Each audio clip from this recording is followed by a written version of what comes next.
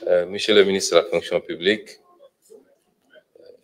Monsieur le ministre secrétaire général du gouvernement, Monsieur le directeur de cabinet du Premier ministre, Mesdames, Messieurs les conseillers et collaborateurs des ministères, Mesdames, Messieurs les directeurs généraux, Mesdames, Messieurs les représentants du secteur privé, chers invités,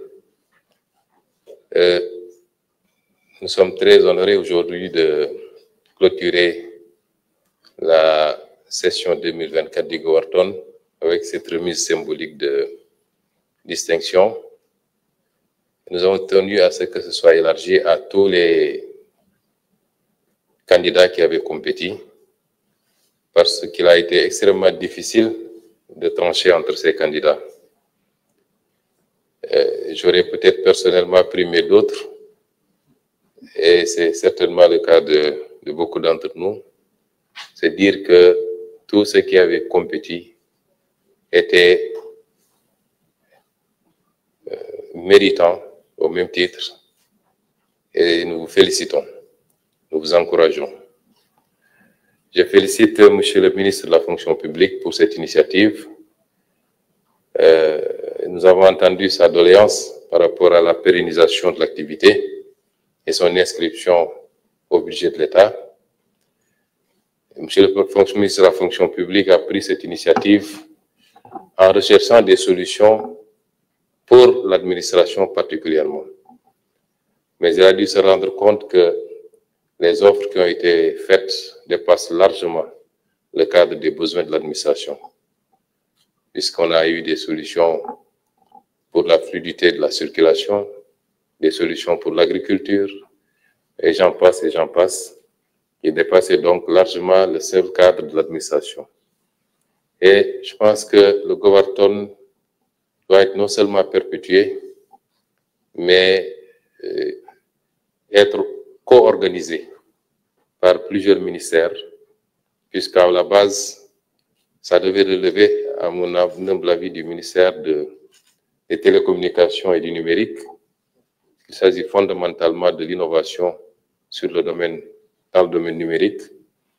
Et c'est tout à l'honneur du ministre de la fonction publique d'avoir pris les devants.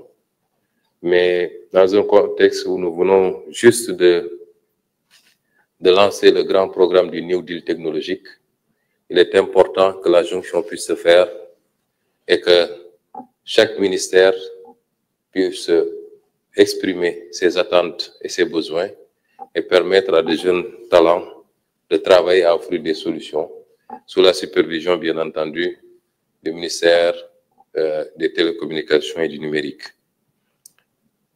C'est extrêmement important parce que le monde est en train de faire sa mue.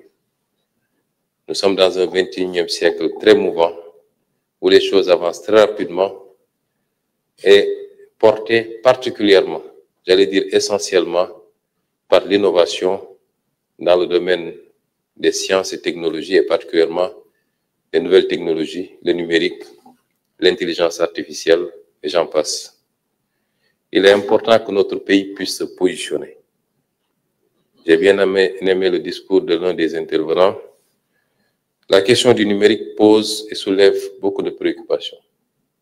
On ne voit que l'aspect économique, alors il est le plus saillant, au point que partout nous avons vu la naissance de ministères chargés de l'économie numérique. C'est parce que le numérique est devenu le premier facteur économique dans le monde. L'économie mondiale est tirée particulièrement essentiellement par le numérique. Et c'est des gains appréciables pour les pays qui ont su se positionner et faire les avancées technologiques rapidement qu'il faut. Mais au-delà, il y a les questions sécuritaires qui sont extrêmement importantes. La dernière fois, je vous parlais d'une solution qui a été importée dans une de nos administrations, alors qu'on avait la possibilité de recourir à l'expertise locale. Et entre-temps, il y a eu des développements parce que l'entreprise étrangère qui avait vendu ces solutions à des montants exorbitants, avec des kyrielles de d'avenant à chaque fois, vient d'être déclaré en faillite et en liquidation judiciaire, alors que nous ne disposons même pas des codes sources pour accéder à ces applications qui, aujourd'hui, sont le cœur de la mobilisation des recettes au Sénégal. Et vous vous rendrez compte qu'un pays sérieux ne peut pas sous-traiter ces aspects. Et nous comptons beaucoup sur l'engagement des Sénégalais, et particulièrement des jeunes Sénégalais que vous êtes dans ces secteurs pour travailler à aider le pays à atteindre sa souveraineté numérique, mais à faire également des bons qualitatifs, à faire même ce qu'on appelle des sauts de mouton, des leapfrogging. En quoi faisant? C'est un domaine où il n'y a pas d'exclusivité. C'est de la science, c'est de l'innovation, c'est de l'inventivité. Je me rappelle qu'il y a quelques années, l'Afrique avait été la première à offrir des solutions sur un petit aspect de la FinTech, notamment les transferts d'argent et les paiements par cette voie. Aujourd'hui, c'est devenu mondial et d'autres sont venus nous supplanter sur ce créneau. Ça veut dire qu'on a le potentiel et le talent pour innover et pour anticiper. Des pays que je ne vais pas citer ont pu faire ces sauts qualitatifs.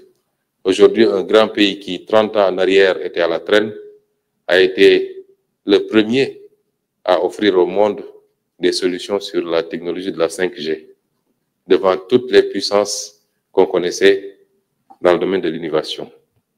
Et ce pays vient de répliquer avec une offre extraordinaire en matière d'intelligence. Il ne s'agit pas effectivement juste d'avoir les idées, il faut du soutien, il faut de l'accompagnement, il faut de l'encadrement. Et l'État du Sénégal, par ma voix, vous assure que vous aurez ce soutien et cet engagement, cet encadrement de sa part. Il y a quelques semaines, nous avons révisé la loi adoptée en Conseil des ministres, la loi portant organisation des startups, promouvant l'innovation. C'est pour la rendre beaucoup plus ambitieuse, pour permettre un plus grand encadrement de ce domaine qui peut valoir à notre pays des satisfactions immenses. Rappelez-vous que, comme l'avait dit le ministre du numérique lors du lancement de la stratégie du New Deal, que notre ambition, c'est de positionner le Sénégal comme un hub en Afrique, et particulièrement en Afrique de l'Ouest. Ce hub, c'est vous qui allez le construire, avec notre accompagnement et notre encadrement. Et au-delà du gouvernement, je vais instruire tous les démembrements de l'État, les directions générales et les agences particulièrement, à trouver les moyens d'accompagner les jeunes dans leurs efforts, les activités d'innovation, de recherche et de développement. Mais il ne s'agira pas seulement de l'État, puisqu'il faut le faire avec le secteur privé également. Et je félicite et je remercie les deux entités privées qui sont là, présentes, notamment Oumou Solutions et l'entreprise de M. Sonko. Mais il nous en faut beaucoup plus en réalité. Parce que dans tous les pays où ça marche, il y a une connexion entre le monde de la recherche et le monde de l'entreprise, le monde du secteur privé de manière générale. Et les startups ont besoin de partenariats au-delà de l'État, mais d'un secteur privé conscient des enjeux et qui accompagne les jeunes inventeurs. Et je lance un appel très fort à ce secteur privé sénégalais. L'économie d'aujourd'hui, mais plus singulièrement l'économie de demain, c'est essentiellement autour du numérique. Il faut venir accompagner ces jeunes, les encadrer, leur trouver les ressources financières et la stabilité qu'il faut pour qu'ils puissent performer également dans ce domaine. Et plus tard, pouvoir en récolter les gains.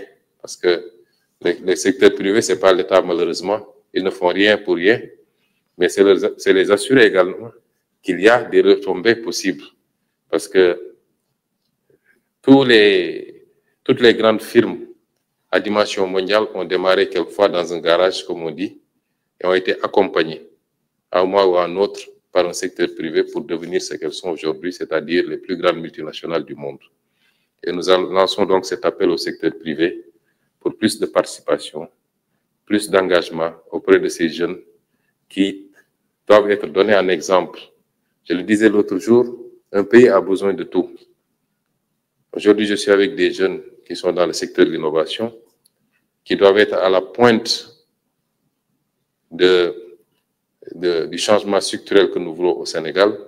Demain ou dans quelques jours, je recevrai les jeunes qui œuvrent dans l'informel, qu'ils soient marchands ambulants, conducteurs de Jakarta, commerçants, tout ce que vous voulez. Nous sommes dans une dynamique inclusive qui devra mobiliser tous les Sénégalais autour de cette nouvelle dynamique qui doit nous amener à croire principalement et fondamentalement en nous-mêmes, à nos solutions, mais en nous inspirant des meilleures pratiques. Et je voudrais également remercier les partenaires, notamment le Japon, qui est un partenaire solide. Il y a une semaine, j'ai reçu monsieur l'ambassadeur du Japon et nous avons beaucoup échangé. Il disait que j'ai insisté pour que le ministre de l'Éducation nationale aille s'inspirer du modèle japonais d'éducation, qui m'a beaucoup frappé. J'ai suivi beaucoup de documentaires sur le modèle éducatif japonais. Et la réponse de l'ambassadeur, c'était de dire que au Japon, c'est deux choses. Investir sur le facteur humain, le capital humain, l'éducation à la base. Et la seconde, c'est la discipline. Parce que rien ne peut se faire sans discipline. Donc, madame, transmettez nos remerciements et nos félicitations aux pays frères du Japon qui accompagnent dans le domaine des sciences et de la technologie. Le CFPT est un exemple vivant de ce que nous faisons avec ce pays. La Corée, qui est également un partenaire stratégique du Sénégal, avec laquelle nous envisageons de faire beaucoup de choses dans le domaine de l'innovation, de la technologie. Puisque c'est des pays qui, en 50 ans, ont pu faire des révolutions pour être aujourd'hui numéro 1 dans beaucoup de secteurs, l'électroménager, l'automobile, la téléphonie, ainsi de suite. C'est des exemples qui doivent nous inspirer et nous voudrions également, avec la Corée, approfondir ce partenariat-là, de sorte à pouvoir permettre à ces jeunes de faire des incursions, d'avoir des bourses, d'aller se faire parfaire en termes de projection, mais également de science au niveau de ces pays. Et nous comptons beaucoup sur ces collaborations. Soyez remerciés au nom de tout le peuple sénégalais pour votre accompagnement et votre appui. Je voudrais terminer, chers jeunes, en vous rassurant que vous aurez toujours, en tout cas sous le régime, sous la présidence de son Excellence, le président Bassirou Diomaye Diakhar Faye, et sous mon gouvernement, vous aurez toujours une oreille attentive, un accompagnement. Les prix qu'on a donnés aujourd'hui sont des prix symboliques. J'avais annoncé que, au-delà des 3 lauréats, la primature allait récompenser tous ceux qui avaient compétit. C'est un moyen pour nous de vous encourager davantage, de vous dire que vous ne serez pas seul, parce que ce que vous êtes en train de faire est de l'ordre de l'intérêt général. Et l'intérêt général doit être soutenu par l'État, quoi qu'il en coûte. Et nous sommes en train de travailler à mettre en place tous les dispositifs et tous les moyens qu'il faut pour faire de ce Sénégal ce hub qui a été décrété par son Excellence le Président de la République. Je vous remercie et vous donne rendez-vous pour la prochaine fois. Merci.